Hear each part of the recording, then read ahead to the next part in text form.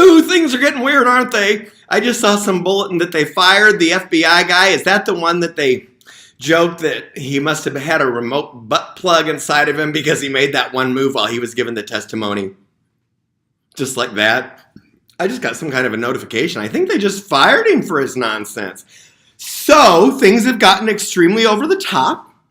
We don't need to discuss that any further. I did just return from the dispensary. Thank you to my realtor, Kyle Robinson, the only person who seems to care about me. And of course, he's going to make a coin on the transaction, but that's okay. I also talked to Kyle today about who's purchasing the house, and I feel great about that. And I told him why, and I want to respect their privacy, so I don't want to get into it too much. But I'm really pleased with, if I got to give the house away, so long as the people that bought it are completely legit and on the up and up, like i.e. refugees or something, I think that's great. And I feel thrilled about that. Because my dad, was the mayor of Oak Terrace. And he lived with all the World Relief refugees and loved them all very much. And I wanted to write a story about a Burmese family who was so sweet. And I wasn't able to do it because even with the interpreter, we just couldn't. It was too hard. Maybe the phrases weren't right. But I spent, an evening with them and the World Relief person at my dad's place. And you know what? I've got a lot of great memories at that Oak Terrace, believe it or not. I'm not going to get emotional again. Anyway, the dispensary. Tammy was great, like she always is. I went in there. Before I even kind of told her what was in my head, she made her recommendation. I misunderstood. I thought that you could get 7 Joliet Jake pre-rolls with Shatter and Keith for $65. Well, no, they don't have Shatter and Keef. I was confused. Anyway, I ended up with the flower of the Joliet Jake. Look at this cool jar. So this is the Cresco Reserve strain. And so it's top. Look at this beautiful little jar. I'm going to keep that.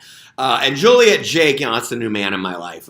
Joliet Jake is heavy duty for PTSD. Haven't opened that one yet, but I've reviewed that one already. So I told her, I said, I want to review cannabis strains to keep my mind occupied because people read those and like them, and I have fun doing them. So I bought the GoldLeaf Flower Flight, and GoldLeaf is top of the line. Cresco Reserve is top of the line for Cresco, but Ataraxia GoldLeaf is top of the line in Illinois. What I just smoked, some of you are probably like, is he smoking now, is an indica dominant hybrid called Strawberry Banana. And Dalton said, you want to try that one first. And boy, Dalton, were you ever correct. And so this one, let's see, what is it? It is, oh gosh. I don't have my glasses on. I don't know. Does it have CBD? That is pathetic that I've gotten to the age where I can't read labels. I don't know. It's good. And so I'm going to review that one first. And then I also got Phantom Mile, which is a sativa dominant. So that's energetic and antidepressive. I got Gelato, which is an indica, but you would really never know it. It's a delicious strain also. It's great. I got G6, also known as jet fuel. And you're probably thinking, oh God, that's the worst thing he needs. Tiny amounts, maybe mixed with something else, Tammy had mentioned. She knows her stuff. They all do.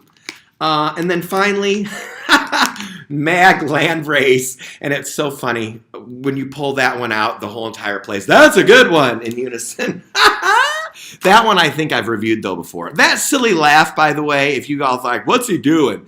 That is my grandma, Nellie Fordham, that laughed like that. And I think it's funny that I've been laughing like that through all this. Nellie Fordham would be doing cartwheels in her grave. Not cartwheels. She's rolling over pissed off over this shit, believe me. I'll tell you what, though. My grandma, Nellie, and Grandpa Grant have the most beautiful tombstone in Andalusia Cemetery. Yes, they do. It's beautiful. It's stunning. I was impressed.